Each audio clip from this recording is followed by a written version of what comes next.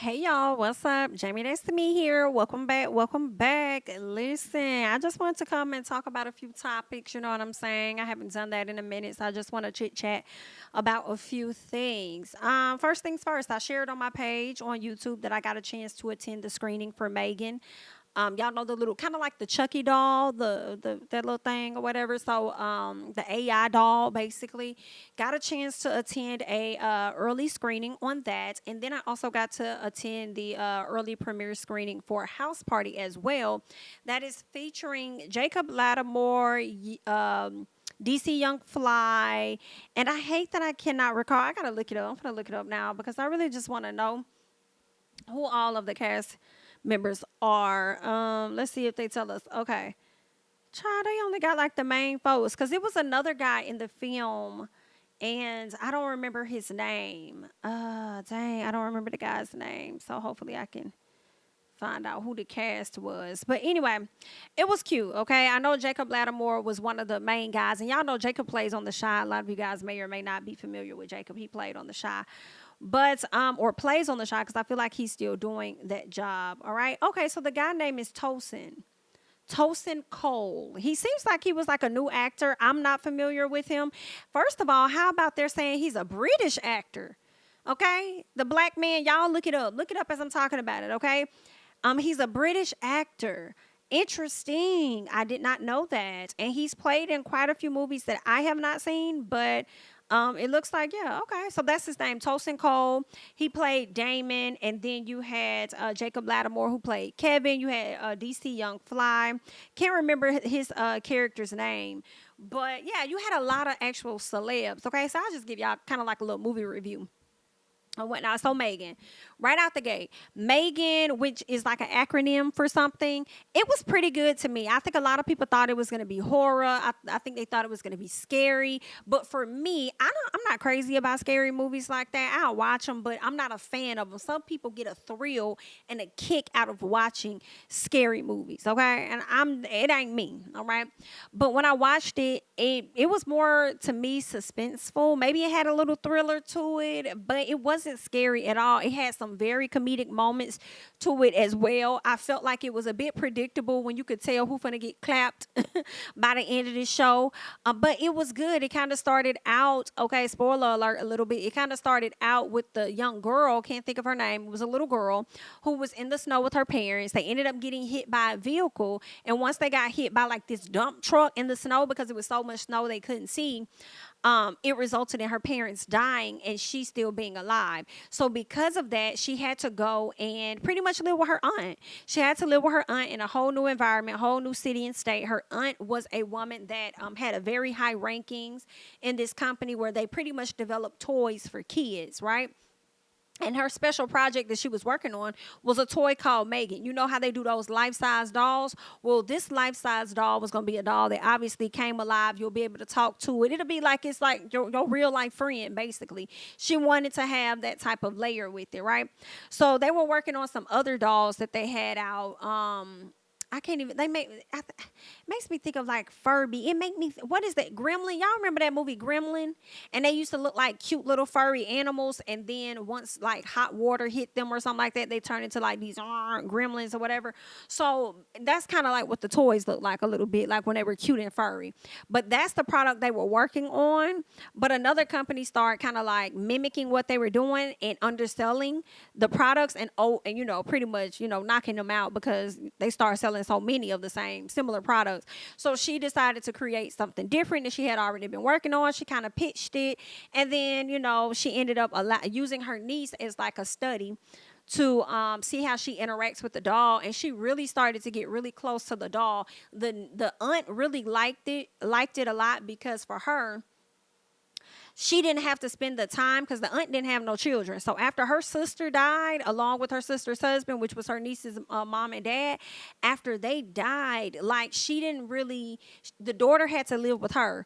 But because she didn't have any kids or anything, she didn't know how to like actually make that emotional connection or whatever. So she created the doll in hopes that the doll would be able to replace some of the things that she couldn't do, right? But girl, when I tell you, it was pretty good though overall. Megan definitely got into some stuff. People definitely came up missing or got clapped. But overall, I thought it was a cute film. You know, if I had to put it on a scale of 1 star to 5 stars, I probably would give it maybe like a 4 star. Think it was like 4 stars. I feel like it can be built upon. I don't think that it should be like a one-stop shop, just, one show. I think it can return. I think kind of like Chucky. They had so many different remakes of Chucky. I feel like they could do the same thing with Megan. So understand, it really wasn't a bad show. What a bad movie. So if y'all check it out, let me know your thoughts down below, whether or not how you feeling about it or whatever. But let's get to House Party. House Party was real cute. They definitely had some celebs up in the building. Definitely had the backdrop. That doesn't always happen at the screenings that I go to, but it's definitely happened at a few. I believe it was what's that movie Taraji played in? Taraji played in some movie. What a Man Wants or something like that. I think it was that one. They had, like, of course, the red carpet, all that rolled out. When I went to the Hate You Give, they definitely had that rolled out. When I went to, of course, House Party, I feel like it was one more that I can't think about, but the House Party one, they had it rolled out. DC Young Fly came with his family. Of course, you had watch Jazzy. That's on Instagram. I believe she's the girlfriend or was the girlfriend to Cam Newton. She's on there. She was there. It was just a lot of celebs, Jacob Lattimore, you know what I'm saying? Yeah, you had Reginae Carter show up with her boo Armand. You had Toya in the building. So it was really cute. It was really nice, a dope event. The show was pretty good. The producers got down there and they pretty much let us know, like, hey, you're going to really enjoy the film, but just know at some point in the film it's going to make a hard left. And when I tell you it did hit a hard left, what I kind of liked about the show, I keep saying show, what I liked about the movie was it's not like your normal House Party, right? I liked how a lot of times when people do remakes, they try to remake the exact same thing and use different characters for it. And I like that they didn't necessarily do that. They created a house party for people in the within today's time, the 20-year-olds, 18, the teens, early 20s, whatever. They created something, I feel, for them and up. But I tell you one thing, it does not replace House Party 1, 2, 3, however many we already had, okay, prior to. Because I feel like, did they have three house parties? Which one was Immature on? I feel like Immature could have been on House Party 4, because I don't know how many house parties it was. But just know House Party was that mother, okay? So the one that's out, honestly, for me, I don't think that it can compare. So when you go to see the film, don't look at it like you have a high expectation for it to be exactly like the previous one. It's not, okay? It's definitely produced by LeBron. He will be in the film as well. He was one of the celebs, girl. It was a few. Spoiler alert, girl. Spoiler alert, if I'm going to tell you. Big Sean was in there looking as cute as he want to look. You had a little bit of Lil Wayne. You had Kid Cudi. Like, it was a few people that was like, hey, girl. You know what I'm saying? You had my girl Maya, the singer. Like, it was a lot. They already let us know it's going to be a lot of, like, cameos or, pop-ups from a lot of different celebrities. So just check it out when y'all get a chance. See how y'all feeling about it. I mean, I thought it was good. I thought it was really, really funny. Until there was a certain part where the film does take a hard left towards the end, and it's kind of like, why was this actually necessary to put into this film? Why did we need to go this left? And it was a scene involving Kid Cudi, and you guys will get into that should you go out and you see the show or see the movie. So it was pretty good, I liked it, and I love that they did a premiere here in Atlanta, and I overheard one of the producers telling someone that they're going to do another one in LA, which I think could be this week, actually, out in LA. So I'm like, hey, do y'all think? Like, it was fun. It was nice. It was nice, you know what I'm saying? So, yeah, y'all let me know if you've seen Megan or whether you've seen House Party, and also let me know your thoughts about that, okay? In the meantime, in between time, I want to go ahead and chat with you guys real quick about some other stuff. Let me see what's going on over here with Mariah Carey. Okay, let me pull up some stuff on Mariah Carey, because I'm like, what she got going on? All right, it looks like she's trying to get custody or something of her kids, because it seems like Nick Cannon doesn't necessarily have the time that the kids need. So I'm trying to see what the Shade Room is over here reporting. They're saying Mariah Carey allegedly plans to file for primary custody of the twins that she has with Nick Cannon, okay? Mariah Carey has allegedly reached her wits' end with ex-husband Nick Cannon's growing tribe of children and his depleted free time. According to Radar Online, the 52-year-old woman has, or songstress, shall we say, has plans to file for primary custody of their twins, okay, Morocco and Monroe. An unnamed source spoke exclusively with Radar Online and explained that although Carey and Cannon have had a, agreeable joint custody agreement or whatever since their divorce in 2014, Carey feels it's time to file for a change. And I don't really blame her on that. He just don't have time, and he really does need to slow down. And I hate that he's out here having so many children and not paying attention to how it's going to affect other children. He's being selfish, in my personal opinion, about how he's going about this process, because I think he's about to have another child. So this man probably got over 12 kids. I don't know what the hype is about that, but yeah, I don't think that that's fair. It's like he's moving selfishly just to say he got all these kids or to have all these seeds that he leaves behind. But I mean, you don't know what you're going to cause them mentally, and emotionally, knowing that you are not going to be in the picture as much as they may have hoped. At this point, you might as well buy a huge ass mansion and give everybody their own wing in the mansion just so you can say that you're there with everybody. But anyway, let's keep going. All right. They're saying the source did make note that Cannon is a doting father and attempts to see the 11-year-old twins as much as possible. But Carey would like to make it clear Cannon can't move in and out of his twins' lives as he tends to his other children. He ain't got no choice but to move in and out. He ain't got no choice but to move in and out their lives. He can't not just be in their life all the time and not the other kids. He ain't gonna have no choice. He's a revolving parent, a revolving door ass parent. He ain't got no choice. Okay. Let's see. She says the source added that Carey isn't trying to punish Nick Cannon, but she wants to she wants to put him on notice that he can't just come in and out of the kids' lives. And she wants legal standing as the twins' primary caregiver. All right. She's not trying to punish him. She's only striving to do what she feels is best for their children. Why does some part of me feel like Nick don't give a damn? I feel like, okay, that's what you want. Here you go. Yeah, you can have them. Yeah, that's not a problem. Like, it's all good. You know what I'm saying? Like, I understand. I get it, Mariah. I'm not there. I don't think Nick is going to have an issue with this at all if this is indeed what she's trying to do. They're saying that Carey allegedly asked Cannon to carve out more time for their twins prior to the birth of his 12th child.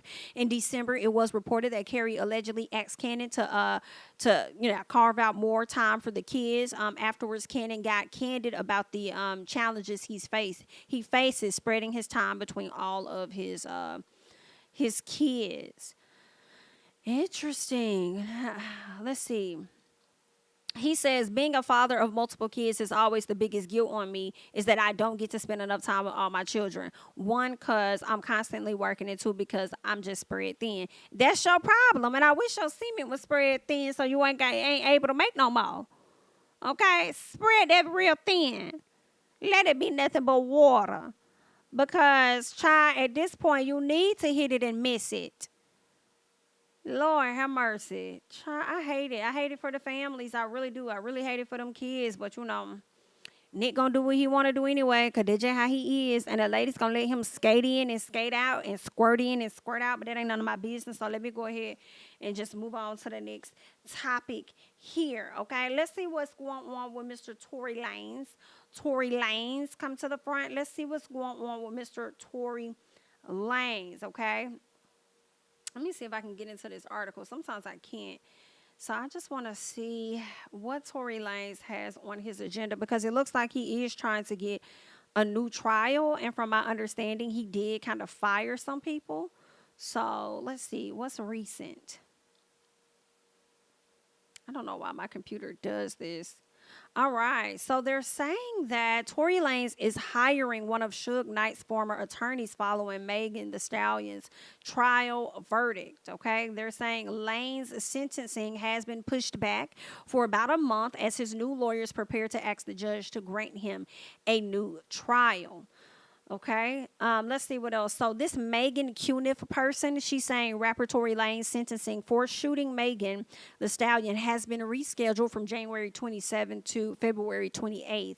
As his new lawyers prepare to ask the judge to grant him a new trial, this was finalized in court just a few minutes ago. I believe she put up a thread. She also says Tory Lanez was brought in court in handcuffs, wearing orange jail garb, okay? Two large white necklaces with a cross on each and a black beanie-like hat, okay?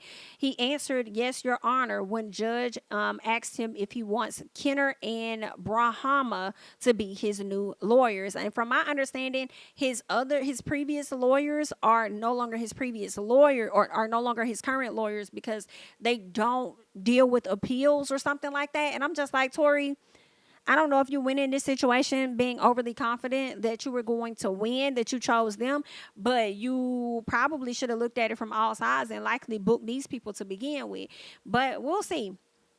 All right, let's see what else she's reporting. I don't want to get too much into all of this. Let me see if there's anything else I care to read from her. All right, so she says Tory's new lawyer, David Kenner, pictured leaving the courthouse, okay? He said, I look forward to litigating the motion for a new trial. He said he knows the issues he'll be raising, but I'm not prepared to share them at this point. He says, we're very confident, though. Are you very confident? All right. Wow. Megan also said that she noticed Kelsey Harris's lawyer at the courthouse today and didn't think much of it because he's a lawyer with clients other than Kelsey. And the courthouse is where cases are heard. But unlike federal court calendars, it isn't easy to see which attorneys are due in which court. Okay. So I don't know why he was there. It looks like there's she says, oh, she emailed him about it and he responded. He says, I was not at the courthouse on anything related to Tory Lanez case, nor anything related to my client, Kelsey Harris. It was merely a matter of coincidence. I was on the 15th floor during the time that Mr. Lanez's case was being heard today. So he's distancing himself, saying he had nothing to do with it. Like, I ain't go there for him. It ain't got nothing to do with me and my client. I'm over here minding my other business because I got other clients, okay? Now, let's see what else she's saying, okay? I want to get into more because I'm hearing things. Okay, so she goes into details about Mr. Kenner, okay? She says that David Kenner, who is now the attorney for Tory Lanez, she's saying that he is a longtime criminal defense attorney whose clients include from Death Row Records CEO Suge Knight. Anyone with actual experience in criminal law, not all lawyers, will tell you he's joining the case a bit late, right? Before trial would have been better, okay, is what they're saying. I believe it is. Before trial would have definitely been better, not now. But, I mean, hey, we'll see. Kenner is a longtime criminal defense attorney whose clients, yeah, she's pretty much repeating that. And this is Megan saying this. Megan Cuniff is saying that he should have got that man before going to this route, right, where he's trying to seek an appeal so they can represent this same evidence out to a new jury. Like, and this is going to be interesting. I don't really see it happening. I don't. But at this point, I mean, maybe you can try and talk the judge down to give him less time than 20-some years. But outside of that, I don't really see him getting an appeal. So we'll see how that's going to work. Megan says, I just got off the phone with Tory's new lawyer, David Kenner, and it's clear to me that people need to stop assuming he represented Suge Knight in the case that put Suge in prison. Because from my understanding, prior to that, he had other cases with Suge that he got Suge off on, okay? Megan confirms that he did not represent Suge this most latest time that he is going to prison. He had nothing to do with that. He said he represented him in a robbery case back in the 90s and got him probation. Kenner was not Suge Knight's lawyer for his most recent case in which he pled guilty to involuntary manslaughter over a fatal hit and run. All right. Kenner is unhappy that so many hip hop blogs, etc., are saying he was when he actually wasn't. Okay, so that's pretty much where they are with that. He said he ain't had nothing to do with that, and I'm wondering probably because Suge Knight couldn't afford a great attorney like him, like he could, all those years ago when he was on top with Death Row. So maybe that has a lot to do with it. But that's what's going on with Tory Lanez. He's trying to get a new case. He was supposed to be sentenced at the end of this month. Sentencing has been pushed back so that they can get all of the documents, review everything, and be able to properly file for an appeal. I believe should they need more time, they'll probably just push it back. That's typically what happens, like if you ain't got all your documents and stuff like that, because I don't know the process of how long it takes to get documentation, but most of the time, the judges are going to give them the time that they need to get all of the adequate information, you know what I'm saying, so that they can process the proper paperwork and then go from there, you know what I'm saying? So I wouldn't be surprised if we get to next month and it's pushed out again because they're still waiting on details, and they're still waiting, and they're still needing to go through the details. So even if they were to get the details and they have yet to like go through everything to file the appeal, I wouldn't be surprised if it's pushed out again because again, they have multiple clients outside of Tory. But we'll see how this is going to play out for him. Again, like I said, I don't see it being good for you, young man, getting out. And I just don't. I don't really see it. Prove me wrong, though, child. Prove me wrong. Only thing I can see is you trying to get a lesser sentence. But as far as an appeal, and how long is it going to take for an appeal? Once you put in an appeal, how long is that process before you actually are notified that, hey, we're going to try this case again? You've been approved to try this case again. And then from that time, at what point do you actually get a new trial? Feel what I'm saying? Like, yikes. Okay, so we'll see. You know, people are following this case, pretty closely. So we'll see what's going to be in the future for Mr. Tory Lanez. Okay, so let's move on. I want to talk about something else real quick. I want to talk about Biden administration. Baby, I hollered to myself when I saw that the Biden administration is considering banning gas stoves over health concerns.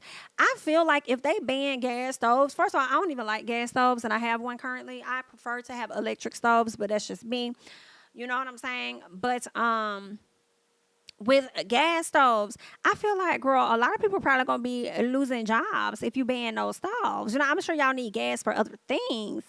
You know what I'm saying? Other appliances or whatever, girl, or something, but equipment or whatever. But I just feel like people is going to sit up here and lose their jobs. But let's get into what Biden is actually saying. They're saying a federal agency may look to ban gas stoves over concerns about the release of pollutants that can cause health and respiratory problems. How long has this been happening? How long has this been affecting the people's respiratory system? And y'all just now getting to a place that y'all want to ban it. I would like to see it.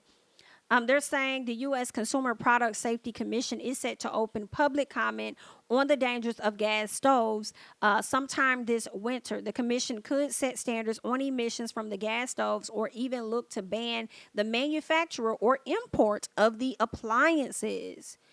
This is a hidden hazard.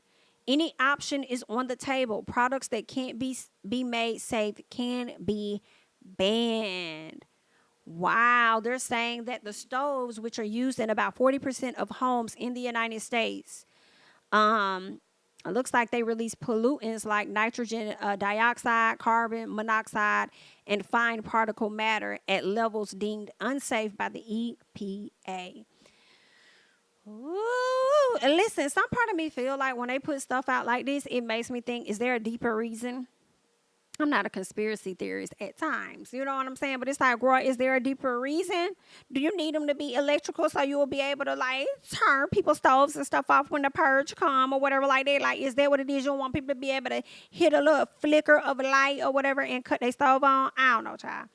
I'm tripping. But y'all go ahead and hop down in the comments and let me know your thoughts about that. I seen some people in the comments over there on, I believe it was the neighborhood talk. They was like, baby, they got too much other things to be worried about than to be worried about people's gas stoves. Get it together, okay? I'm just telling y'all what the people said, all right? And that's that on that. The last thing I wanted to talk about was DeBarge. I believe he's back on drugs again.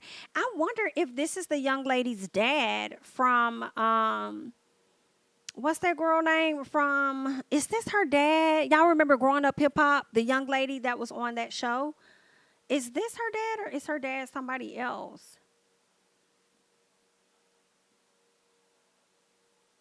I don't know.